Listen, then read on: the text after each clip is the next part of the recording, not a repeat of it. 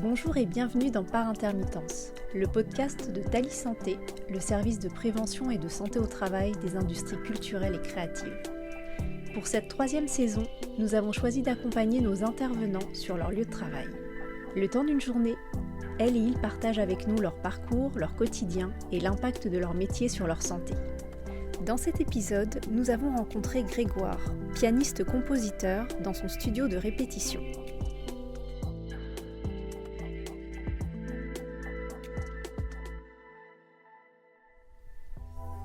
Bonjour, je suis Grégoire Letouvet, je suis pianiste, compositeur, arrangeur et directeur artistique aujourd'hui. Là on est en direct depuis le studio de travail qu'on partage avec plusieurs compagnies, dans lequel il y a donc ma compagnie Pégase et l'Hélicon, un collectif de jazz et musique improvisée qui est basé ici à Fontenay-sous-Bois.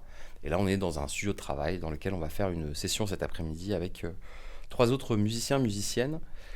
Moi je suis donc pianiste, j'ai commencé la musique quand j'avais 7 ans. Je viens d'un petit village au fin fond de la Vendée qui s'appelle Moutier-les-Maufaits, voilà. Et j'ai commencé le piano donc, dans un endroit qui était un relatif désert culturel et artistique. Et j'ai eu la chance d'avoir une professeure qui était une des dernières élèves de Alfred Cortot, donc le pianiste qui a créé l'école normale de musique à Paris. Et donc qui nous a initiés, mes frères et moi, au piano et à la musique classique. Moi, ça m'a bien plu. J'étais plutôt à l'aise là-dedans. J'aimais ça beaucoup et j'ai commencé à jouer dans des orchestres de bal dans le coin. Mais à l'époque, moi, je ne savais absolument pas ce que je voulais faire dans la vie. Pour moi, artiste, c'était soit être prof, soit être... ce que je ne savais pas qualifier à l'époque, mais semi-professionnel, c'est-à-dire justement jouer dans les orchestres de bal, dans des fêtes de village. Et puis en fait, peu à peu, passé l'adolescence, j'ai toujours continué la musique, mais sans penser à en faire un métier. Je me suis quand même dirigé vers des études d'ingénieur du son, et puis que j'ai abandonné au fur et à mesure, au bout de 2-3 ans. J'étais dans une classe à Nantes de préparation aux grandes écoles de cinéma. Puis ensuite, je suis rentré à la FEMIS et je suis parti de la FEMIS parce que en fait, je ne voulais pas faire de cinéma. Je me suis rendu compte de ça assez rapidement et la musique m'a rattrapé vraiment. J'en ai toujours fait en parallèle de toutes mes études. Et donc, c'est à 21 ans, 22 ans que vraiment je suis allé dans les conservatoires à Paris, dans les classes d'écriture, puis de jazz, puis de composition. J'avais besoin de me former profondément, de me dire en fait j'adore la musique mais je me suis jamais formé, j'étais déjà tout seul à Paris et donc je suis rentré dans ces conservatoires là pour finalement, sur les dernières études que j'ai fait, c'était des études de composition au conservatoire supérieur de Paris et puis de jazz et musique improvisée au pôle supérieur de Boulogne-Billancourt. En parallèle de ça, j'étais déjà intermittent du spectacle et par le fait aussi d'aimer faire des musiques de scène, des musiques de film, de monter des groupes. Voilà, j'étais passionné un petit peu par tout ce qui touchait à la musique et aux gens que je pouvais rencontrer, notamment les gens que j'ai rejoints dans ce studio là où on est aujourd'hui, qui était une espèce de collectif d'artistes. On s'est rencontrés quand on avait 20-21 ans et puis on a tout appris ensemble en fait. Et là aujourd'hui, on a monté un grand ensemble qui s'appelait Les Rugissants, un ensemble de 10 musiciens que je dirigeais, pour lequel j'écrivais la musique. Et puis ce qui est super drôle, c'est qu'on avait 25-26 ans, et maintenant, 10 ans, 15 ans plus tard, tout le monde est parti dans d'autres directions, a fait de la musique, mais c'est comme ça, c'était aussi un espèce de laboratoire. La vie de musicien, on peut contrôler certaines choses, mais pas beaucoup. Et au niveau auquel on était, nous, les Rugissants, c'était très complexe, parce que c'était de la musique de création, en grand ensemble, et avec 10 hommes. C'est quelque chose qui était plus adapté aux besoins de parité, de place des femmes. Et quand est venue cette question-là, que nous, on n'avait pas, moi, dans le théâtre et dans le cinéma, j'ai bossé avec beaucoup de femmes. Et on constatait que dans le jazz, il y avait un petit côté très masculin. On ne se posait pas trop la question. Et puis en fait, comme toi-même, tu es dans la précarité, tu as 1000 autres choses à te poser comme question, de grandes questions sociétales, etc. Quand tu as 25 piges, la question de se dire... il faudrait qu'il y ait de la parité dans le milieu du jazz et des musiques improvisées. D'ailleurs, nous, on le voit. Nous, on a maintenant entre 35 et 40 ans. On dit aux jeunes de 25 ans, c'est important, mais peut-être pour les jeunes, c'est plus difficile, parce qu'en fait, ils sont dans une dynamique où ils doivent faire leur place, entre guillemets. Et c'est à nous de dire, pour que vous puissiez faire votre place et ne pas vous poser ces questions-là, il faut créer les conditions dans les études, dans les jams, dans les concerts, dans les programmations, dans l'institution, pour que cette question-là se tarisse, en fait. Se tarisse et se résolve d'elle-même, avec des quotas. Alors moi je trouve que les gens, dans l'institution, quand on dit on ne veut pas mettre de quotas, je trouve que c'est une erreur. Il faut mettre des quotas. Si on nous dit il faut la parité, pas de souci, créons les conditions qui puissent permettre que quand il manque un saxophoniste, on n'ait pas une liste de 3 ou 4 saxophonistes femmes et de 40 hommes. Parce que c'est ça la réalité. Et nous on dit à l'institution, si vous voulez qu'on s'empare de ces questions, nous on fait notre part, il n'y a pas de problème. On ne va pas changer la photographie des conservatoires d'il y a 15 ans. On ne va pas la changer. Par contre, on peut changer celle qu'il y aura dans 5 ans. Mais du coup, c'est vraiment un choix politique et sociétal de dire l'idée que quelqu'un joue mieux. Donc ça, c'est une idée qui est un mythe. Ça ne veut rien dire. Il y a des gens qui sont hyper à l'aise à 17-18 ans et d'autres qui se révèlent à 25 ans, 26 ans. Et qu'est-ce que ça veut dire mieux jouer ? Ça ne veut rien dire.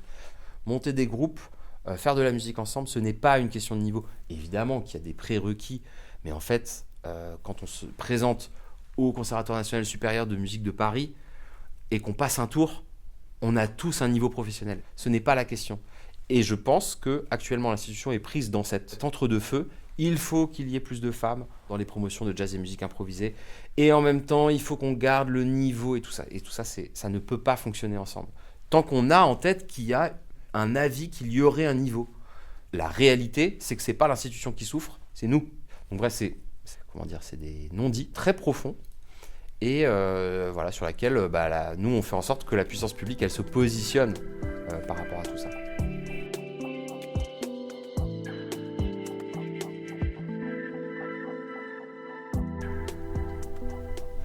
Est-ce que la question de l'intermittence s'est déjà posée ? Il y a plusieurs... en fait, il n'y a pas 50 solutions. C'est ça le problème. C'est que soit on est en CDI dans un orchestre, soit on est prof, soit on est intermittent. On peut cumuler un peu tout ça. Donc, dans ces 3 choix-là, en fait, qui ne sont pas des choix, parce qu'en fait, on fait ce qu'on peut. En tout cas, dans mon cas, il n'y avait aucun modèle. Et c'est des choses aussi qui peuvent être formatrices. Dans mon cas, ça l'a été. Dans la douleur, certes, mais quand même formatrice. Aussi, c'est une épreuve du feu de passer d'être dans un cadre d'école, de conservatoire, à passer, une fois qu'on est diplômé, il n'y a plus rien. Il n'y a plus aucun cadre. Il n'y a pas de travail qui tombe du ciel, etc., etc. Moi, la chance que j'ai eue, c'est que pendant que j'étais en train de faire mes études, je me faisais un réseau, sans le savoir. On est au conservatoire, on kiffe, on apprend la musique et en fait, sans le savoir, on est déjà en train de créer un réseau de gens avec qu'on peut appeler, en qui on a confiance, etc., etc. Et moi, j'étais déjà intermittent du spectacle pendant mes études, en ayant fait des musiques de scène, en ayant dit oui à certaines choses, en ayant composé. C'est pour ça aussi que cette place entre interprète et leader, j'entends dans leader de projet, c'est-à-dire une manière de monter des ensembles. Ça recouvre la composition, l'arrangement, la direction artistique et finalement mettre la main aussi dans la production. Et je me suis retrouvé à travailler sur des productions à la base de théâtre où en fait en 2 mois j'avais déclenché mon droit d'indemnisation à l'assurance chômage des annexes 8 et 10, donc dit abusivement statut d'intermittent du spectacle. Mais du coup, je ne me suis pas posé la question de est-ce que je veux être prof, est-ce que je ne veux pas être prof. J'y avais pas cette pression-là. L'intermittence du spectacle, j'en ai entendu parler, je pense, la première fois après ma classe à Nantes. Donc, c'était quand j'arrivais à Paris. Jusqu'à maintenant, j'étais étudiant. Mes parents me finançaient, plus des bourses, plus la CAF, etc. Mais en fait, je ne savais même pas comment est-ce qu'on pouvait vivre de ça. Et en fait, c'est parce que ce mode de vie-là, c'est d'intérimaire et de précaire, s'est mis au fur et à mesure dans ma vie et que j'en ai trouvé... certains bénéfices et que j'ai essayé de dompter les angoisses qui vont avec, parce qu'on se lève le matin et personne t'appelle, tu restes chez toi toute la journée, quoi. Donc si tu ne trouves pas les ressources pour motiver les choses, c'est impossible. Et il y a des gens qui ont fait des conservatoires et qui ne peuvent pas vivre dans cette angoisse permanente, soit s'arrêtent, soit souffrent énormément, soit se disent finalement... trouver un poste de prof, c'est faisable, donc je vais le faire. Moi, je ne suis pas passé par là. Et ça vient aussi du fait qu'on sait que la précarité, que là, ce qui existe en ce moment dans notre milieu, c'est une construction. Et que cette construction, elle peut bouger dans 5 ans, dans 10 ans. Si le, entre guillemets, statut d'intermittent disparaît, se transforme ou s'améliore, tout le système changera. Donc pour l'instant, en tout cas, moi, ça s'est fait vraiment au fur et à mesure. Et je n'ai pas eu l'impression d'avoir le choix. Puisqu'en fait, les autres choix, c'était il faut passer son DE, mais la limite d'âge, je l'avais déjà dépassée. Donc en fait, de toute façon, j'étais bloqué.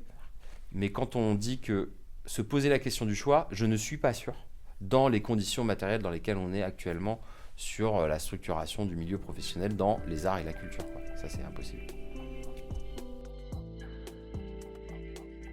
Grégoire, tu nous accueilles aujourd'hui dans ton studio. Est-ce que tu peux nous parler d'une journée type que tu pourrais avoir ? Alors, je vais commencer en disant qu'on peut difficilement parler de journée type, puisqu'on ne structure pas les choses par journée. Peut-être, je dirais, une semaine type.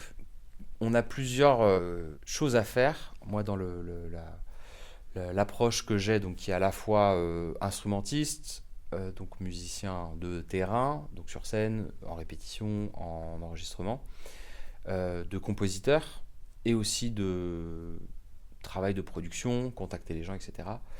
En fait, la grande difficulté, c'est surtout d'organiser ce temps-là. Je dirais, moi, j'essaie de la faire sur à peu près une semaine. Moi, ce que je fais, c'est que je fais ça sur un Google Agenda. Mettons, il y a un concert le mercredi, et puis le dimanche. Le lundi, j'ai fait de la prépa. Mardi, session. Mercredi, concert. Jeudi, je dois enregistrer quelque chose.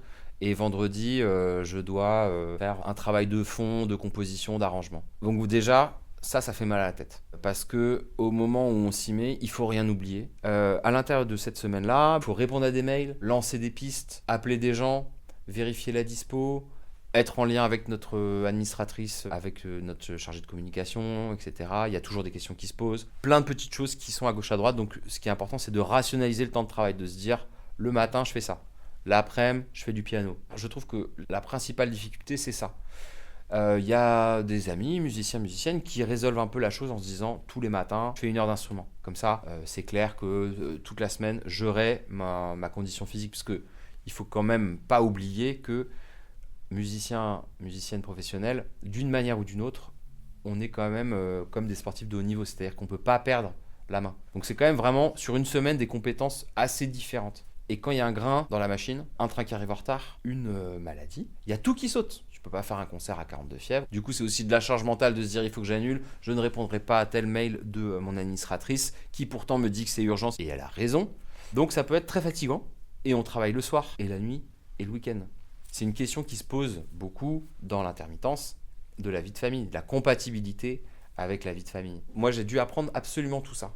Organiser les temps de créativité. Ça paraît anti-romantique au possible, mais en fait, moi, c'est comme ça que je m'en sors. Et je vois que des amis qui ont une famille, ils font ça aussi. Et il y a beaucoup de gens qui sont réticents à l'idée de fonder une famille. Ça, c'est des choses qui peuvent aussi créer des frustrations existentielles. Hein. Et moi, j'essaye, et on est quelques-uns à dire, t'inquiète, c'est possible. Mais c'est du taf, mais c'est pas grave ça. Donc tu nous parlais de l'organisation de ton rythme de travail. Est-ce que dans ce planning, tu arrives à te réserver des créneaux pour ta vie personnelle ? Oui, complètement. J'ai ma vie personnelle familiale qu'on organise avec ma femme sur des Google Agenda. C'est pas très sexy. D'une semaine sur l'autre, les choses changent tellement. C'est important. Après, pour des temps perso, genre aller courir, jouer aux jeux vidéo, je peux pas du tout ça, mais chiller d'une manière ou d'une autre. Moi, j'en ai pas forcément trop besoin, honnêtement. La manière dont je suis le plus détendu, c'est parfois en faisant de la musique. Donc parfois, effectivement, c'est pressurisant, on doit monter du répertoire, je dois faire des gammes, ou je dois faire ci ou ça, arranger ça, etc. Il y a une dose de passion, etc. Mais des fois, il y a une dose de... J'ai dit que je finissais ça. Vas-y, Raph, come on. Bonjour. Si tu veux venir parler avec moi, ça pour le coup, je pense qu'on n'est pas égaux, mais c'est vraiment un enjeu important, et peut-être que mon collègue saxophoniste qui vient d'arriver peut nous dire sa partie. Tiens, regarde, les chaises sont là.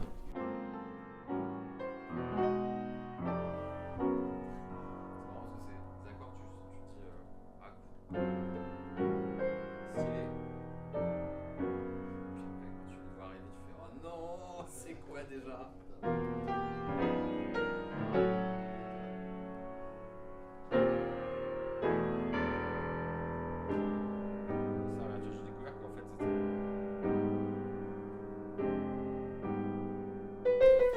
On a parlé de ton organisation, de ton rythme de vie. Quel impact ça peut avoir sur ta santé au quotidien ? L'impact, il est total, puisque en fait, le fait de vivre avec une possible dette de sommeil permanente, aussi l'aspect matériel à porter, transporter, bouger, la concentration qu'il faut pour ne rien oublier, le fait d'avoir des micro-sollicitations, ça peut être très usant psychiquement et sans qu'on s'en rende compte à la longue. Et ensuite, effectivement, moi ça m'est arrivé quelques fois de jouer à fond parce qu'on est là, on est dedans, sauf qu'en fait on est déjà fatigué et on se fait mal. Et ça, on s'en rend compte après, en étant fatigué, en ayant un peu mal dans les bras, etc. etc. Et effectivement, ça peut créer des affections à long terme. Moi, j'ai eu un surmenage musculaire au moment où j'ai refait ma technique de piano. Pendant 2 ans, j'ai été très, très, très diminué. Et j'ai fait de la rééducation à la clinique du musicien pendant 1 an. Donc ouais, c'était quand même une épreuve. Et c'est une épreuve psychologique aussi, où on se dit dans notre tête, un bout de nous se fait « Ok, est-ce que c'est pas fini ?» Enfin, est-ce que faire du piano, finalement, là, c'est fini pour moi. Et on est beaucoup à être passé là, par ça. Et je voulais introduire mon ami Raphaël Erlem qui nous a rejoint, saxophoniste baryton, et à qui je passe la parole. Moi, j'ai une problématique de l'instrument lui-même, le saxophone baryton, qui est déjà un instrument assez imposant, lourd. Donc déjà, il a fallu étudier le système de portage. Pour les saxophonistes, il y a plusieurs systèmes, que ce soit un cordon autour du cou, des harnais rigides, des harnais souples, etc. Mais de fait, des sessions longues, des répétitions longues, ça demande une attention permanente, notamment de posture, avec un instrument qui fait plusieurs kilos autour du cou. Si on se tient mal pendant même 10 minutes, en fait, ça peut créer une tendinite. Pour rebondir sur ce que disait Grégoire aussi, la fatigue est un facteur fondamental, en fait, et permanent, parce que on est des travailleurs plutôt du soir, de la nuit, des week-ends. Et en réalité, on ne se repose pas le reste du temps. C'est-à-dire qu'il y a tout le reste à faire, en fait. Alors, du travail, effectivement, parce qu'aujourd'hui, en tant que musicien ou musicienne, on a toutes les casquettes. On ne peut pas s'en tenir au fait d'être instrumentiste. Enfin, c'est de la sollicitation permanente, à la fois de réfléchir comment on développe à de l'artistique, c'est-à-dire qu'est-ce que je veux monter un groupe, quelle musique je vais faire. Ça, c'est une première étape qui est plutôt sympathique en général. Mais après, c'est comment on le mène, comment ça s'organise, où est-ce qu'on trouve des financements, est-ce qu'on arrive à le faire jouer, des partenaires, de l'organisation. Et je ne sais pas si vous avez déjà évoqué ce terme-là, mais moi, il me revient souvent ces derniers temps, c'est la charge mentale. Et typiquement, même au-delà du lien avec les professionnels, même du lien entre nous, les musiciens et les musiciennes, avec des conversations WhatsApp à n'en plus finir, avec des messages qui arrivent à n'importe quelle heure du jour et de la nuit, et il faut arriver à couper. C'est pas facile. C'est tout le temps dans l'urgence en réalité. Donc cet aspect d'urgence produit un effet, si on ne le fait pas tout de suite, on va rater. On va perdre quelque chose, potentiellement du travail.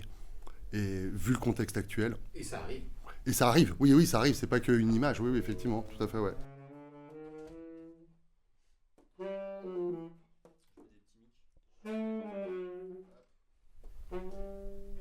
Auriez-vous des conseils à donner aux nouvelles générations, par exemple ? Moi, j'ai un conseil à donner aux nouvelles générations, c'est que là, on est en train de parler de choses qui sont structurelles à notre milieu. Et donc, la seule manière de pouvoir influer sur les dynamiques structurelles de ce métier, c'est de les comprendre et d'agir collectivement dessus. Donc, mon seul conseil, c'est de se syndiquer. Et donc, comme ça, d'avoir un peu une vue d'ensemble de quelles sont les bonnes pratiques, parce que ce dont on n'a pas parlé avec Raph, c'est aussi les pressions entre nous pour le travail. Parce qu'en fait, il y a tout qui part quand même de ça. Comme racontait Raphaël tout à l'heure, du WhatsApp à 22h que tu vois pas et que tu te dis, tant pis pour eux, mais en même temps, j'aurais bien aimé le faire, mais pourquoi ils m'ont pas... Enfin voilà. Et donc, c'est les pratiques globales du milieu. Et donc, moi, je vois le seul conseil objectif, en fait, que je peux donner, c'est de se syndiquer en tant que musicien et de se fédérer en tant que structure. Oui, je suis d'accord avec Grégoire. Et je pense que c'est, pour le dire un tout petit peu autrement, en fait, c'est une question politique. C'est une question politique d'organisation collective, d'organisation sociale du travail, y compris chez les musiciens et les musiciennes, parce qu'en fait, au final, on travaille, en fait, c'est un travail. Donc, comme chez tous les travailleurs, il y a des prises de conscience à avoir sur les conditions de travail, sur l'organisation collective du travail. C'est la même chose chez les musiciens et les musiciennes. Et il y a des choses qui ont été faites. Il y a des syndicats qui sont quand même actifs et on a le droit de les critiquer, évidemment. Pour autant, il faut se saisir de ces organismes, de ces institutions, de ces collectifs pour s'en saisir, les investir et du coup déployer et une pensée et des pratiques, des résistances peut-être, mais aussi des propositions, des conquêtes. Je pense qu'il n'y a aucune solution individuelle tenable dans la durée. Ça n'existera pas. Voilà. On ne s'en sortira pas par des solutions individuelles.